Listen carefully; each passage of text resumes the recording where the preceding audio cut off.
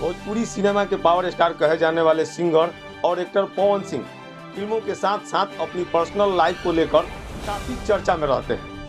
पिछले साल वाइफ ज्योति सिंह के साथ तलाक को लेकर काफ़ी सुर्खियों में रहे हैं। मामला कोर्ट तक पहुंचा, तलाक के लिए कोर्ट में गया। हालांकि जैसे तैसे इनके बीच सुलह हुई। फिर ज्योति सिंह पति एक्टर के साथ रहने लगी और उनके लिए चुनाव प्रचार में भी गई। माना जा रहा था कि सब कुछ ठीक चल रहा है, लेकिन इसी बीच अब एक बार फिर से दोनों के बीच अनबन की बात सामने आ रही है। इतना ही नहीं, पवन सिंह को लेकर चर्चा है कि वो तीसरी शादी करने वाले हैं। इसका जिक्र उनकी वाइफ ज्योति सिंह ने भी किया है। उनकी एक ऑडियो कॉल रिकॉर्डिंग भी इंटरनेट पर वायरल हो रही है। चलिए बताते हैं उन्होंने क्या कुछ कहा। वीडियो शुरू करने से पहले नमस्कार, मेरा नाम जितेंद्र कुमार है। आप देख रहे हैं सूचना केंद्र लोकल न्यूज। दरअसल यूट्यूब पर पवन सिंह की वाइफ ज्योति सिंह का एक कॉल रिकॉर्डिंग को खूब शेयर किया जा रहा है, जिसमें वो किसी से बात कर रही हैं और कोई पवन सिंह के साथ उनका पैचअप करवाने की बात कर रहा है। इसमें एक शख्स ज्योति सिंह से कहता है पवन सिंह खुद बेटे के लिए ललायित थे।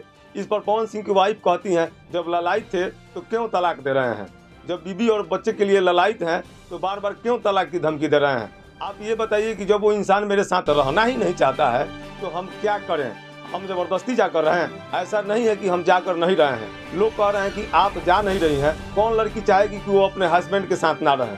कॉल रिकॉर्डिंग में आगे फिर से सामने से शख्स कहता है आप बताइए आपके साथ चुनाव में पवन सिंह रहे नहीं थे। इस पर ज्योति सिंह कहती है अच्छा आप बताइए, अगर हमको उनके साथ रहने में दिक्कत होती तो हम चुनाव में जाते क्या? मेरे पैर में छाला पड़ा था, मेरे पैर से चला नहीं जा रहा था, मेरी तबीयत खराब हो गई थी, फिर भी मैं लगातार धूप में घूमी हूँ। मुझे अगर प्यार नहीं होता तो मैं उस इंसान के लिए इतना क्यों करती? मैं यही सोच कर गई थी कि मुझे अपना रिश्ता बचाना है। मैंने सोचा कि एक मौका मिला है, चलो अपना रिश्ता बचा लेती हूँ। यही सोच कर गई थी। मेरी तो आज की तारीख में पूरी दुनिया ही उजड़ गई है। ना मेरे साथ मेरा पति है, ना ससुराल है और ना ही कुछ है, ना घर परिवार है। इससे बुरा मेरे साथ और क्या होगा। आपके पवन सिंह के पास अभी भी ऑप्शन है कि वो अपनी लाइफ सेट कर सकते हैं। आपके पवन सिंह के परिवार से ही हमको पता चला कि आगे जो भी है उनका जनवरी में शादी होने वाला है। इसके साथ ही कॉल रिकॉर्डिंग में ज्योति सिंह ने उस बात का जिक्र किया जब कोरोना काल में एक्टर उनके घर गए थे। ज्योति सिंह बताती हैं वो कोरोना काल में मेरे घर आए थे। मैंने उनसे कहा था कि मैं चलने के लिए, साथ में रहने के लिए तैयार हूँ, आप ले चलिए। तो उन्होंने मुझसे कहा था कि हमें आपके साथ रहना ही नहीं है, तो आपको ले जाकर हम क्या करेंगे। मैं कितना झेल रहा हूँ आपको क्या पता है। आप तो कैमरे के सामने आकर बाइट दे रहे हैं, लेकिन मेरे बारे में सोचे हैं कि मुझ पर क्या बीत रही है।